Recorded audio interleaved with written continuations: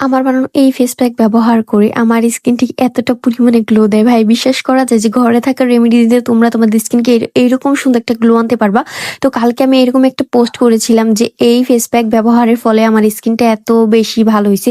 তো ওখানে সব থেকে বেশি কমেন্ট আসছে, আপু তুমি এই রেমেডিটা আমাদের সাথে শেয়ার করো যে কি ব্যবহার করে তোমার তোমার স্কিনটাকে এত বেশি সুন্দর রাখছো। তো চলো বেশি কথা না বলে তোমাদের সাথে রেমেডিটা শেয়ার করা যাক যে কিভাবে তোমরাও এইরকম একটা ফেস প্যাক বানিয়ে তোমাদের স্কিনটাকে এরকম গ্লাস স্কিন করতে পারবা আর সব ধরনের সমস্যার সমাধান করতে পারবা। তো চলো বেশি কথা না বলে বানানো যাক।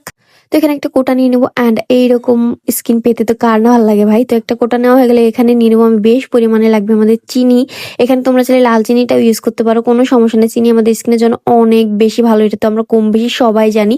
তো তারপর লাগবে আমাদের গুঁড়া দুধ। আমি এখানে বেশ পরিমাণটুকু একটু গুঁড়া দুধ দিয়ে দিয়েছিলাম। লিকুইড দুধ দিবা না, না হলে বেশি দিন ভালো থাকবে না, নষ্ট হয়ে যেতে পারে। যাই হোক, আমার গুঁড়া দুধ দেওয়া শেষ। তারপরে লাগবে আমাদের কালো কফি।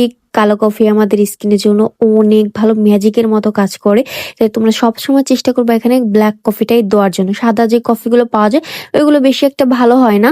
যাই হোক, আমার কফি দেওয়া শেষ। তারপর লাগবে আমাদের হচ্ছে মধু। মধুর বিষয়টায় আসি, অনেকেই বলে যে আপু মধুতে আমার অ্যালার্জি আছে, আমি কি মধুটা স্কিপ করতে পারবো কিনা। হ্যাঁ, তোমরা এখানে মধুটা স্কিপ করতে পারো।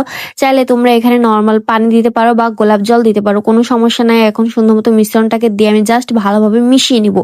এই তো আমার ফেস প্যাকটা একদম রেডি। এটা কিন্তু একদম ম্যাজিক্যাল একটা ফেস প্যাক। এইটা জাস্ট আমি কিন্তু 3 থেকে 4 বছর ধরে ইউজ করি। আমার স্কিনটাকে এত সুন্দর রাখার কারণ আমার এই ফেস প্যাকটা। এটা কিন্তু জোস ভাই, তোমরাও চাইলে ব্যবহার করে এরকম একটা স্কিন আনতে পারো। Bye bye.